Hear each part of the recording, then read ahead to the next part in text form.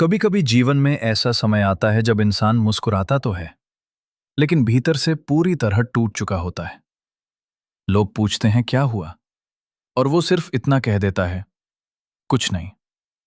क्योंकि कुछ दर्द ऐसे होते हैं जिन्हें शब्दों में नहीं बताया जा सकता। अगर आज आपके जीवन में भी कोई ऐसा दर्द है जो आपको हर दिन भीतर से तोड़ रहा है, तो इस वीडियो को अंत तक जरूर सुनिए।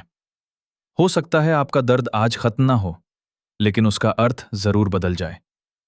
भगवान श्री कृष्ण कहते हैं कि इस संसार में कोई भी ऐसा व्यक्ति नहीं है जिसने बिना संघर्ष के महानता प्राप्त की हो।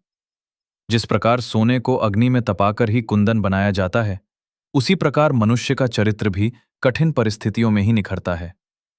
हम अक्सर भगवान से पूछते हैं, हे प्रभु, मेरे साथ ही ऐसा क्यों होता है? लेकिन कभी ये नहीं पूछते, प्रभु, इस परिस्थिति से आप मुझे क्या सिखाना चाहते हैं? यही प्रश्न हमारे जीवन को बदल देता है। दर्द हमेशा हमें तोड़ने नहीं आता, कई बार वो हमें नया बनाने आता है। सोचिए, यदि रात न होती तो सूर्योदय का महत्व कौन समझता?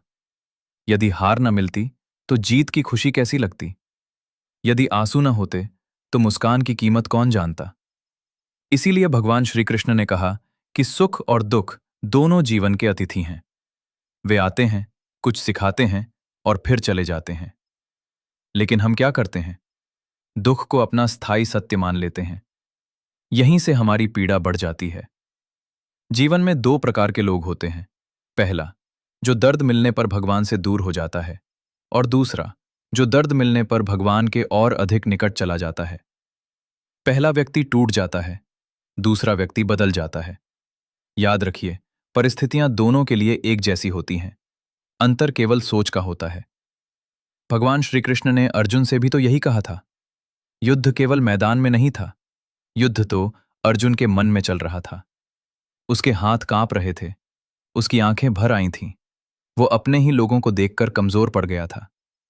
यदि उस समय श्री कृष्ण केवल इतना कहते कि मत रो अर्जुन, तो शायद महाभारत कभी न होती।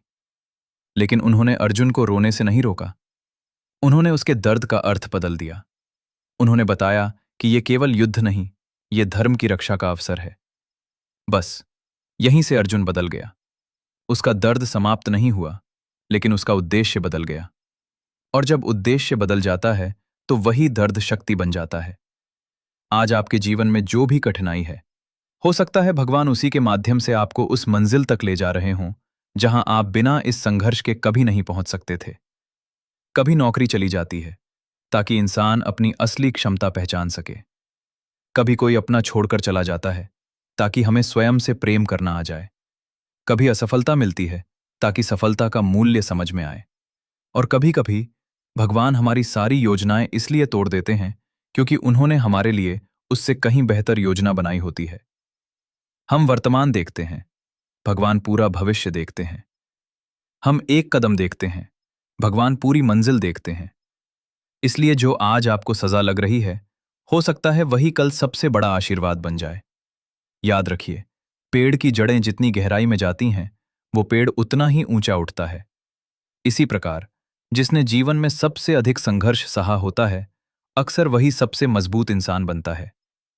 अगर आज आपकी आंखों में आंसू हैं, तो उन्हें कमजोरी मत समझिए। हो सकता है भगवान आपके भीतर एक ऐसा इंसान बना रहे हों जो आने वाले समय में हजारों लोगों के लिए प्रेरणा बने।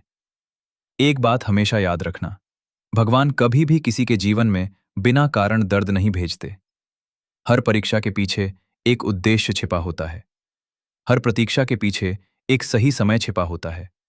और हर संघर्ष के पीछे एक नई शुरुआत छिपी होती है।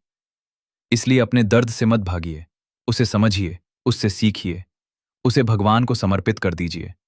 फिर देखिए, वही दर्द आपका सबसे बड़ा गुरु बन जाएगा। जिस दिन आप ये समझ जाएंगे कि ये मेरे खिलाफ नहीं, मेरे लिए हो रहा है, उसी दिन से आपका जीवन बदलना शुरू हो जाएगा। क्योंकि दर्द खत्म होने से पहले सोच बदलनी पड़ती है, और जिसकी सोच बदल जाती है, उसकी पूरी दुनिया बदल जाती है। इसलिए यदि आज आप किसी कठिन दौर से गुजर रहे हैं, तो विश्वास रखिए, भगवान आपको छोड़कर नहीं गए हैं। वो आपके साथ हैं, बस अभी आपको मजबूत बना रहे हैं। याद रखिए, दर्द हमेशा नहीं रहता, लेकिन दर्द से मिली सीख जीवन भर साथ रहती है।